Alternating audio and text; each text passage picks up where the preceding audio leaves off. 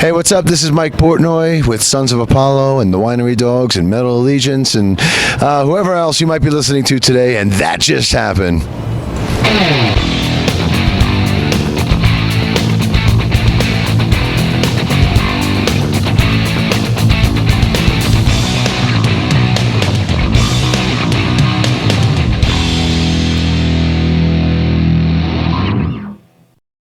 Hey guys, it's Front Row Joe with That Just Happened, and we're sitting in an alleyway with Mike Portnoy right before the show in Denver for Sons of Apollo. Mike, thank you so much for hanging out. My pleasure. Thanks for doing this outside. I get so little opportunities to be outside on tour, so I take it wherever I can get it. I mean, it's such a beautiful day here in Denver, so yeah, why the heck not? Yeah. You recently, speaking of kind of cold environments, you had your 51st birthday in Toronto at the show. How was that? Do anything special? Happy belated birthday, Oh, thank you. No, we did nothing special. My 50th birthday was such a big hoopla. I did this big birthday concert. It was like a 3-hour show with 4 different of my bands, and it was on the Cruise to the Edge cruise. It was such a big deal that I figured 51 through 59, I'm just staying low key. You know, I'll make a big deal if I make it to 60, then that'll be another celebration. 51 to 59, I'm keeping it low key. You know? So we're saving it up. We got 10 years to plan for 6 up. 9, yeah. Yeah. Right on. Yeah.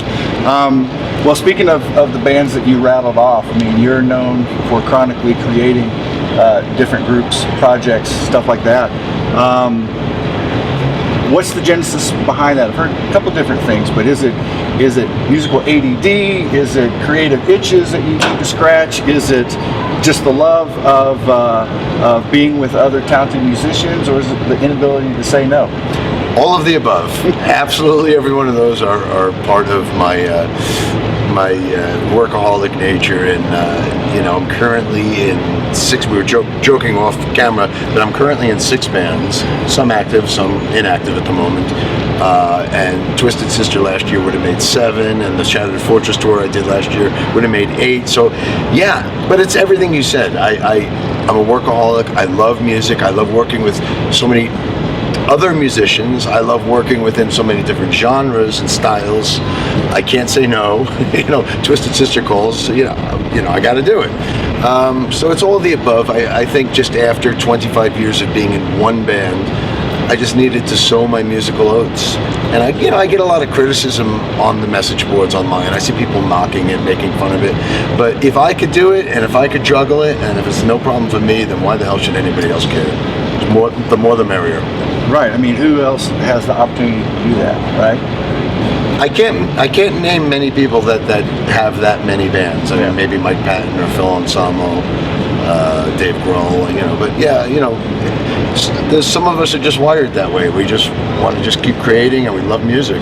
Yeah, awesome. Well, let's talk about Sons of Apollo then. The newest iteration of Mike Portnoy-ish. Obviously, you were very deliberate in who you chose to collaborate with. Certainly, working with Derek before and Billy in other projects. Why did you choose these guys? Let's start with Derek. Why did Derek make the cut to be included in Sons? Well, Derek was there from the beginning. To be honest, it's both of our vision.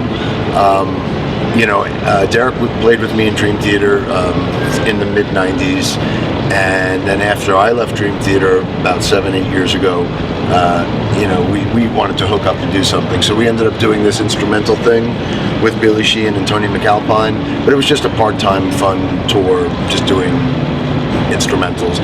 But after that, Derek always was like saying, hey, let's do a real band, a full-time band, and they had a singer. And the time was never right. I just had too many other things going on. But at some point last year, just felt the time was right. So it began with Derek and myself. So he was already part of the equation. And being that we had the thing with Billy and Tony, we kept Billy on board as well. Billy was the natural for this. And as much as we loved Tony was great for the instrumental fusion thing, but we needed a rock star, a hard rock, metal rock star in playing guitar in this band. So I knew it was Bumblefoot. I had done some different things with him through the years. He had done some touring with Metal Allegiance, and him and Billy Sheehan had done some stuff together. So I knew he was not only a rock star, but he is an unbelievable musician. People don't realize it. They just think he was played in Guns N' Roses, and they don't realize he's a mad scientist. Of everybody in this band, he's probably the most musically accomplished and able.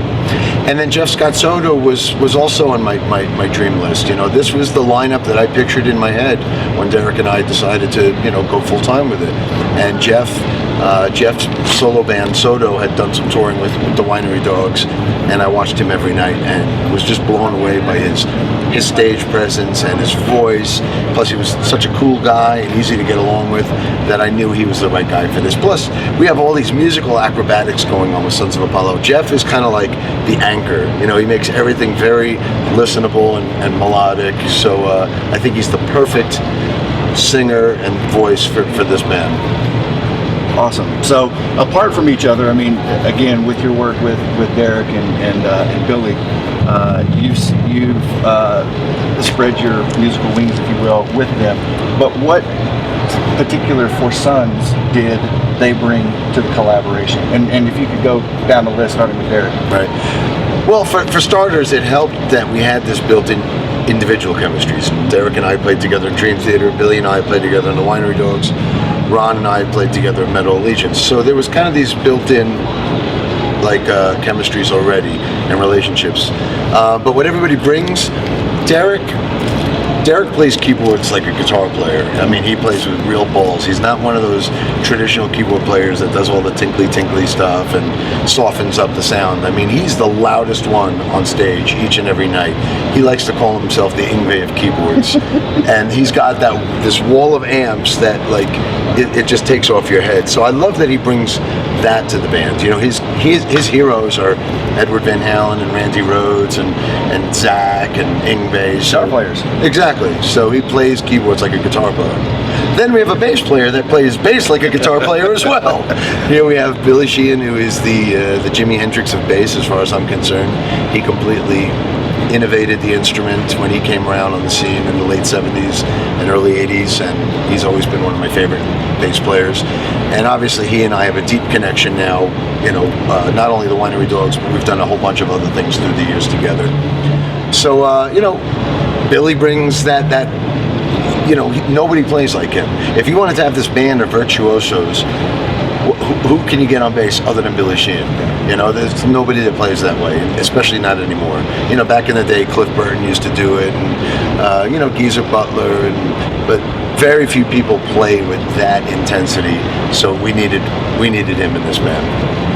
Bumblefoot, like I said to you earlier, he's like the surprise unsung hero in this band for a lot of people, and he brings not only his incredible musicality, that he could play anything any of us throw at him, he could tackle. When we were writing the instrumental on this album, there was all these sections and crazy odd time signatures, and Derek and I were like, is this guy going to be able to handle it? And forget it, he was showing us how to do it, and he could do it backwards and forwards and upside down. So he brings this incredible musicality, but as far as his sound goes, he's got this crazy style because he's got that double neck guitar, and the top neck is all fretless and it's all detuned as well. So he's got that low tuning and that crazy, like, swami kind of swanky, you know, the riffs are just like so swirly, and so he brings that whole new sound to this band. So here you have this wall of sound between Bumblefoot,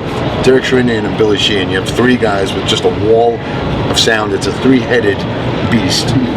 And then, like I said earlier, Jeff Scott Soto just brings the smooth accessibility and melodic edge to it all. And he brings. We didn't want a singer for Sons of Apollo that was traditional, operatic, screaming. We wanted somebody, you know, like Jeff is just, he brings a real listenability to the songs.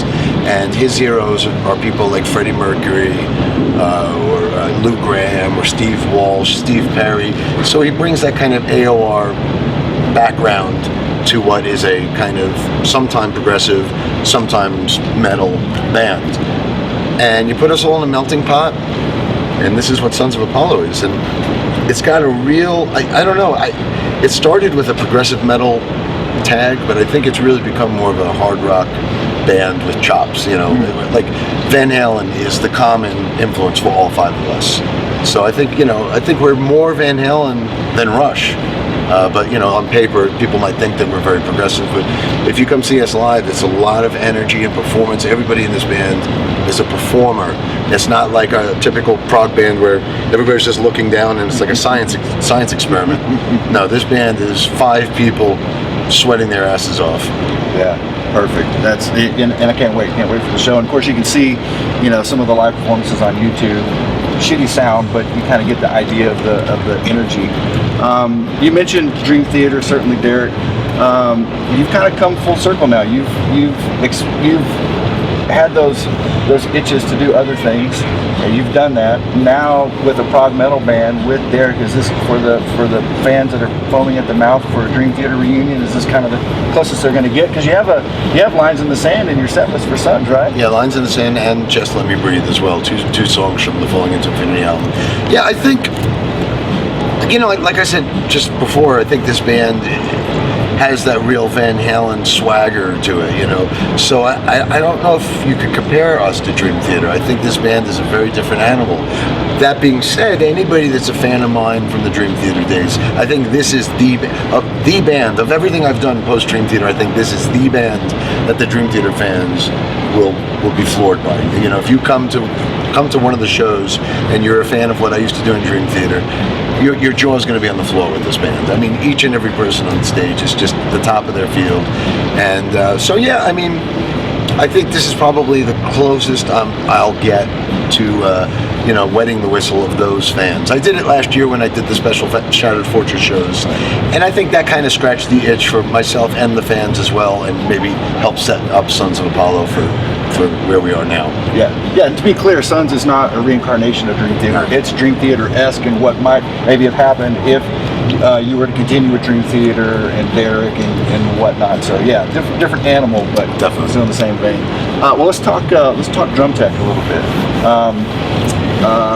For all the drum heads out there, when you studied at Berkeley, and certainly you're famous for being self-taught, was there any particular book that you studied there or on your own, and that you maybe brush off and refer back to?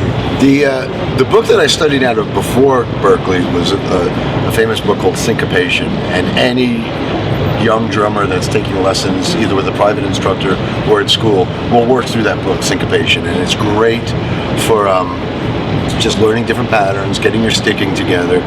Then when I started playing double bass, there was a great book that Joe Franco wrote, and that was really good for my double bass chops when I was in high school. And then when I went to Berkeley, there was a polyrhythm book by Gary Chafee that I worked out of. Now we're talking, my Berkeley days were almost 35 years ago, so I can't remember the specifics, but I remember those were the books that I worked out of a bit. But honestly, as important as those books were, I've always been self-taught. I've always been somebody that just plays by feel. Feel is so important to me. It's way more important than technique. And I'm very much self-taught just from listening and learning off of my favorite albums and CDs and listening to other drummers. So there's no right or wrong way. You could be self-taught, or you could study and be learn in school or whatever. It depends what your goals are. But I like to kind of mix it all up and have a little bit of it all. Absolutely, cool. Well, let's keep with that. You talked about playing by feel with some of your tribute projects. You were gifted replica kits from Tama of Peart, of Bonzo, of Ringo.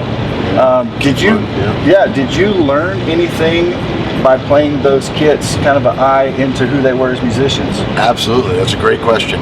So I did 4 tributes: The Who, the Beatles, Led Zeppelin, and Rush, and those are pretty much my 4 drum heroes. And each one of them, I had to really get in the skin of each one of them, and all 4 of them are such different styles. Ringo was just the straight ahead pocket guy. Bonham was like the power and the groove. Keith Moon was completely reckless, and Neil Peart was completely meticulous and disciplined.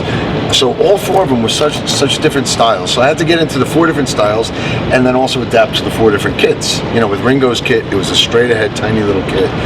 Bonham, he had the big 26-inch kick drum, very boomy ambient tones, big thick cymbals.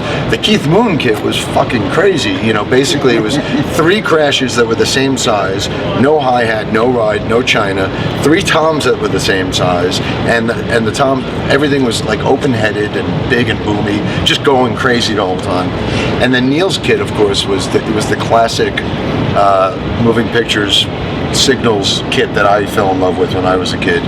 And actually, I have all 4 of these kits at home, and my Neil Peart one, Neil actually signed it for me. So, but yeah, his kit is obviously a monster. That was, you know, the kit that I used to stare at and monitor a magazine when I was 15 years old. So now to actually play and own that kit with the 4 concert toms and all the wind chimes and the wood blocks and you know, the 2 different gong drums, you know, that was a monster to have to tackle. Yeah. Now let's get really nerdy. Did you even use their sticks? I used Neil's sticks for the Rush one, and I used Ringo's sticks for the Beatles one because they're both ProMark endorsers. Okay. So I was able to just get their sticks from ProMarks. And the Keith Moon and the John Bonham ones, I just used my own. Yeah. Cool. So you're known as a rap collector, and you come up with these lists every year of bands, albums, TV shows, movies. I know that you're probably working on 2018. What's made the list so far for albums or bands and movies? I have it in my pocket. The list is always going. Although I don't have my glasses on, so I won't be able to read it. I'll see if I do it off the top of my head. Films so far, I just saw Ready Player One, Spielberg's masterpiece, and it was mind-blowing.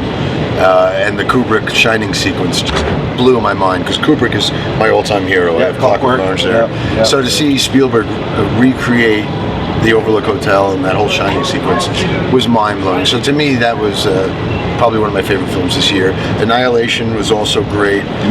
I just saw a great new film by Joaquin Phoenix. What's the name of that one?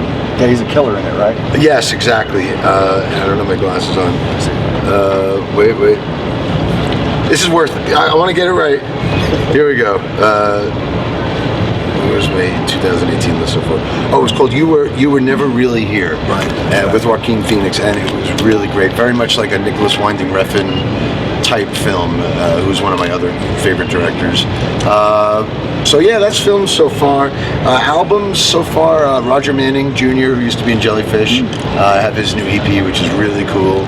And then a new band called The Sea Within, which is all my friends. It's Roy Nastold from Transatlantic, and Daniel Gilvelo from Pain of Salvation, and Casey McPherson, who I play with in Flying Colors, and Marco Miniman. It's, you know, kind of all my prog buddies getting together and do a prog all-star album, and that's a really great album. TV this year, I just finished up the latest Walking Dead. It's losing me. I'm about to start Westworld, so we'll see where that takes me. But the year is still young, so yeah. But the list is always here, and it's always being updated. Yeah, that's great. Well, thanks again so much. Appreciate the time, Mike. It's been a pleasure. And guys, here with Mike Portnoy, that just happened.